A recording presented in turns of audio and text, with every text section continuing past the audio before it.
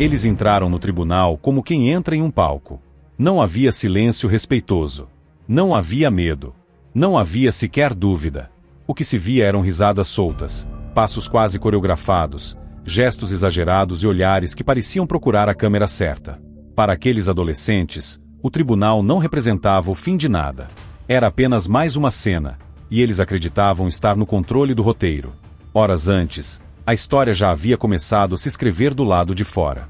Uma perseguição em alta velocidade cruzando ruas, bairros e cidades do condado de Broward. Um carro roubado, sirenes cortando o ar, policiais tentando conter algo que rapidamente saiu do controle. Quando o veículo finalmente parou, os ocupantes fugiram a pé. Cercas foram puladas, quintais invadidos, portas arrombadas.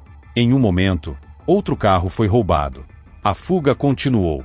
Para eles, era adrenalina. Para quem assistia, era caos. E mesmo assim, mesmo depois de tudo, eles acreditavam que nada realmente grave iria acontecer. Essa sensação de invencibilidade não surgiu naquele dia. Ela vinha sendo construída havia meses, talvez anos. Uma sequência de limites testados, advertências ignoradas, consequências que nunca pareciam definitivas. Para adolescentes tão jovens quanto 13 e 15 anos, a ideia de punição parecia abstrata. A lei era algo distante, algo negociável, algo que, com carisma suficiente, poderia ser dobrado. Quando chegaram ao tribunal juvenil, essa confiança não diminuiu. Pelo contrário, cresceu. As câmeras estavam lá. Os repórteres também. E, diante das lentes, alguns sorriram. Outros riram abertamente. Houve quem dançasse. Quem fizesse caretas. Quem gritasse palavrões. A audiência, que deveria tratar de acusações sérias, furtos de veículos, fugas policiais, crimes em múltiplos condados, rapidamente se transformou em um espetáculo grotesco. O juiz tentou manter o controle. Pediu silêncio. Advertiu. Reforçou regras básicas de respeito. Nada funcionou. O tribunal virou um reflexo perfeito daquilo que havia acontecido nas ruas. Desordem, desafio, desprezo por autoridade. Amigos e familiares, sentados ao fundo, não ajudaram. Pelo contrário, gritaram, xingaram, riram junto. Era como se todos compartilhassem a mesma crença perigosa, a de que aquilo tudo não passava de um exagero, de que no fim do dia, todos iriam para casa. Mas havia algo que eles não estavam considerando. Enquanto os adolescentes riam, alguém estava morto. A perseguição não havia terminado apenas em algemas. Em outro ponto da cidade, a corrida insana terminou em um impacto violento. Vários carros atingidos. Gritos. Sirenes novamente.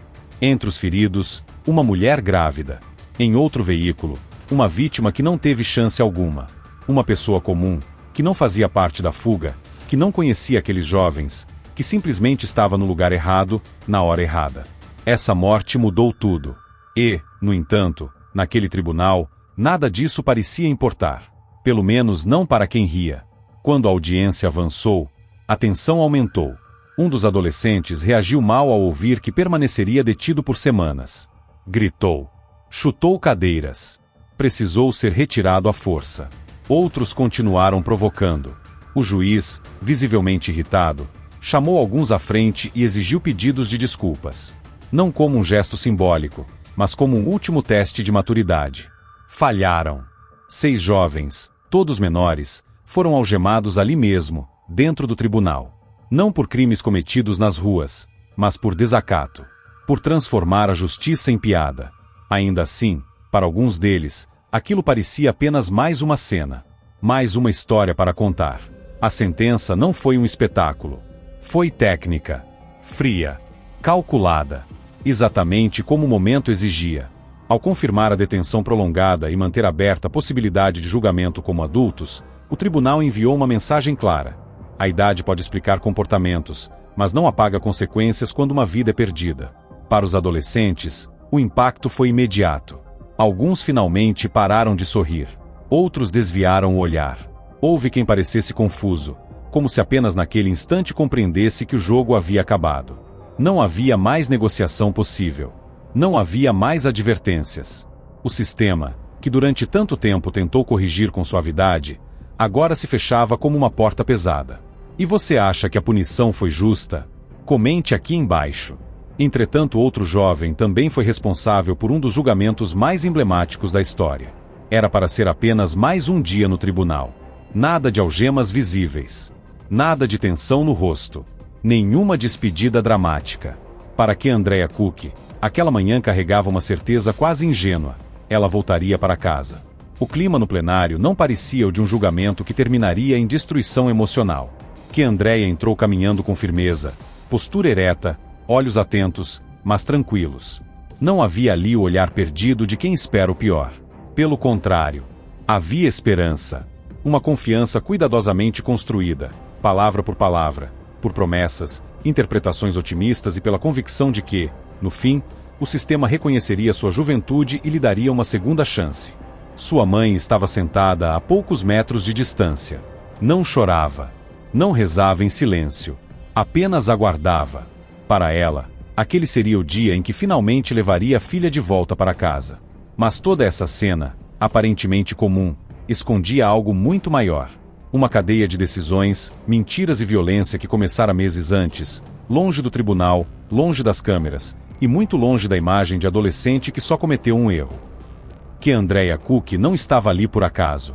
Tudo começou de forma banal, como tantas histórias modernas de crime, um aplicativo de encontros. Uma conversa aparentemente inocente. Um perfil que prometia conexão, interesse, curiosidade. Do outro lado da tela estava Perry Naida, um homem de Palm Coast que jamais poderia imaginar que aquela troca de mensagens era, na verdade, a porta de entrada para uma emboscada. Segundo as investigações, que Andrea não buscava romance. Ela buscava oportunidade. O plano era simples, e justamente por isso, perigoso. Usar o aplicativo para atrair a vítima até um local isolado em South Daytona. Um encontro que, na teoria, seria privado. Na prática, cuidadosamente arquitetado para terminar em violência. Quando Perry chegou ao local combinado, não estava sozinho. Seu amigo, Emmanuel Purcell, havia decidido acompanhá-lo. Talvez por intuição. Talvez por cautela. Talvez por acaso. Esse detalhe mudaria tudo. O encontro durou segundos antes de se transformar em caos. Dois homens surgiram repentinamente. Um deles era Kendrick Bass, namorado de que Andrea. Não houve conversa longa. Não houve tempo para entender o que estava acontecendo. O que veio a seguir foi brutal. Agressão física, gritos, confusão e então, um disparo. A bala atingiu Emmanuel Purcell no peito. Por um milagre, daqueles que nem a ciência explica com facilidade, ele sobreviveu. Mas o trauma ficou. O medo ficou. A marca invisível de quem esteve a centímetros da morte nunca vai embora. O carro foi levado. A violência foi consumada. E que Andrea? Ela não puxou o gatilho. Não deu o soco. Não empunhou a arma. Mas, sob a lei da Flórida, isso não importava. Os investigadores rapidamente conectaram os pontos. Mensagens, localização, depoimentos. Que Andrea havia sido a isca. A peça essencial para que tudo acontecesse. Sem ela, não haveria encontro. Sem o encontro, não haveria crime. Ela foi presa e acusada de participação em roubo de veículo com arma mortal e participação em agressão agravada com arma mortal. Crimes graves. Crimes que carregam penas pesadas, independentemente da idade. Ainda assim, a família se agarrava a um detalhe, que Andrea era jovem. Não tinha histórico de violência. Nunca havia sido condenada antes. Para eles, isso precisava significar algo. Seu advogado reforçou essa crença. Disse que o cenário era favorável. Que havia grandes chances de ela receber liberdade condicional. Que o juiz provavelmente consideraria sua idade, seu passado limpo, sua cooperação inicial. Essas palavras criaram algo poderoso e perigoso, expectativa. Em junho de 2017, que Andrea aceitou um acordo e entrou com Plead no contest, acreditando que aquele seria o passo final antes de sair livre. Ela não demonstrava medo. Pelo contrário, caminhou para o tribunal como alguém que já conhecia o final da história. Mas o tribunal não é um lugar onde a esperança tem valor jurídico. Quando o juiz começou a falar, o tom não era de misericórdia. Era técnico, frio, preciso. Cada palavra parecia pesar toneladas. E então, veio a sentença. 20 anos. Não houve tempo para processar. O mundo de que Andrea simplesmente colapsou diante de seus olhos. O sorriso desapareceu. O corpo travou. O cérebro tentou negar aquilo que os ouvidos haviam acabado de ouvir. Ela começou a chorar, gritar, implorar. Chamava pela mãe como uma criança perdida em meio à multidão. Deputados se aproximaram. O barulho das correntes ecoou no plenário. A mãe gritou.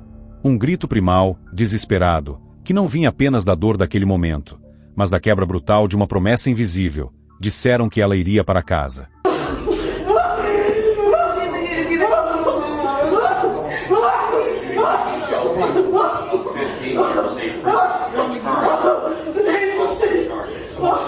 Até o próprio juiz, mais tarde, reconheceria algo raro. Ele acreditava que Andrea realmente pensava que sairia livre naquele dia. A cena se espalhou rapidamente pela internet. O vídeo viralizou. Milhões assistiram àquele exato instante em que a esperança se transforma em pânico absoluto. Para alguns, era justiça sendo feita. Para outros, uma tragédia humana transmitida ao vivo. Mas aquele colapso emocional não seria o fim da história. Na verdade, era apenas o começo de uma reviravolta que ninguém no tribunal poderia prever. O que poucos sabiam naquele momento era que aquela sentença de 20 anos não duraria. Uma falha silenciosa no processo, uma promessa mal interpretada e uma palavra jurídica poderosa, injustiça manifesta, abririam caminho para uma decisão inédita. Mas a pergunta que pairava no ar era simples e cruel. O sistema realmente lhe daria uma segunda chance ou apenas prolongaria sua queda? O silêncio que tomou conta do tribunal após o colapso de Andrea Cook não durou muito. O vídeo de sua reação, o choro desesperado, os gritos chamando pela mãe, o corpo sendo levado pelos oficiais, começou a circular na internet com velocidade assustadora. Em poucas horas, aquela jovem deixava de ser apenas mais um nome em um processo criminal para se tornar um símbolo. Para alguns, símbolo de um sistema implacável. Para outros, o retrato de alguém que subestimou a gravidade das próprias escolhas. Mas, longe das câmeras, algo começava a se mover nos bastidores da justiça. Os novos advogados de Andrea analisaram cada detalhe do processo e encontraram uma brecha perigosa. Não se tratava da sentença em si, mas do caminho que levou até ela. A base da argumentação era clara.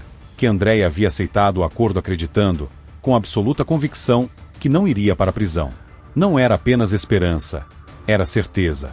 Durante uma audiência crucial, o próprio defensor público anterior admitiu algo que mudaria tudo. Ele não havia garantido formalmente a liberdade, mas havia sido muito otimista. Otimista demais. Para uma adolescente sem experiência no sistema criminal, aquela diferença semântica significava tudo. O juiz ouviu atentamente.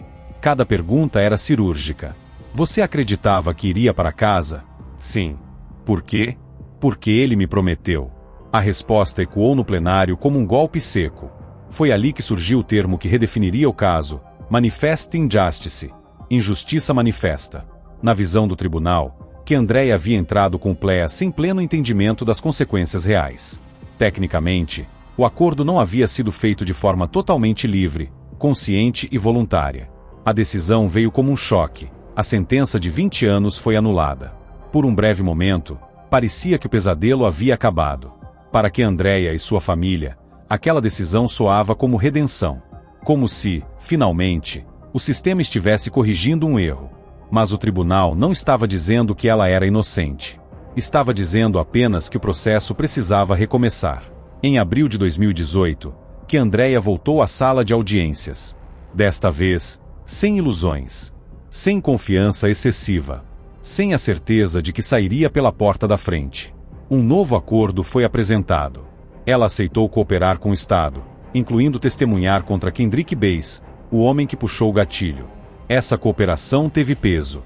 O juiz deixou claro, a participação dela no crime era inegável, mas sua colaboração seria considerada. O martelo caiu mais uma vez, agora com menos espetáculo, mas com a mesma frieza. 11 anos de prisão. 20 anos de liberdade condicional. As penas correriam simultaneamente. Não era liberdade. Nunca foi. Mas também não eram os 20 anos que haviam destruído sua confiança diante do mundo. Durante a audiência final, Andrea pediu desculpas. Falou às vítimas. Falou às famílias. Disse que lamentava as decisões que tomou, as pessoas com quem se envolveu, o caminho que escolheu seguir. Suas palavras soavam ensaiadas para alguns, sinceras para outros. O tribunal não julga emoções, julga fatos. E os fatos eram simples: um homem foi baleado. Outro quase morreu. E tudo começou com uma mensagem enviada por ela. Enquanto Kendrick Bays enfrentava acusações ainda mais severas, incluindo tentativa de homicídio, que Andrea começava sua longa jornada atrás das grades. Os anos passaram lentamente. O impacto da fama repentina desapareceu. O público seguiu para o próximo vídeo viral. Mas para ela, o tempo não andava. Em 2023, que Andrea tentou mais uma vez reduzir sua sentença. Pediu que o tribunal reconsiderasse. Alegou amadurecimento, reabilitação, mudança. O pedido foi negado. A justiça foi direta. A sentença já refletia um equilíbrio entre punição e cooperação. Não haveria nova redução. E assim, a história chegou ao seu verdadeiro fim, não com gritos, não com lágrimas, mas com aceitação. O caso de que Andrea Cook se tornou um lembrete cruel de algo que muitos aprendem tarde demais. Confiança não é sentença. O tribunal não funciona com expectativas, promessas informais ou esperança. Ele funciona com leis, duras, frias e muitas vezes, irreversíveis. Ela entrou naquele tribunal acreditando que sairia livre. Saiu algemada, com o futuro redesenhado. E para quem assiste de fora, fica a lição final: nem todo sorriso diante de um juiz significa tranquilidade. Às vezes, é apenas o último sinal de alguém que ainda não percebeu, que já perdeu tudo.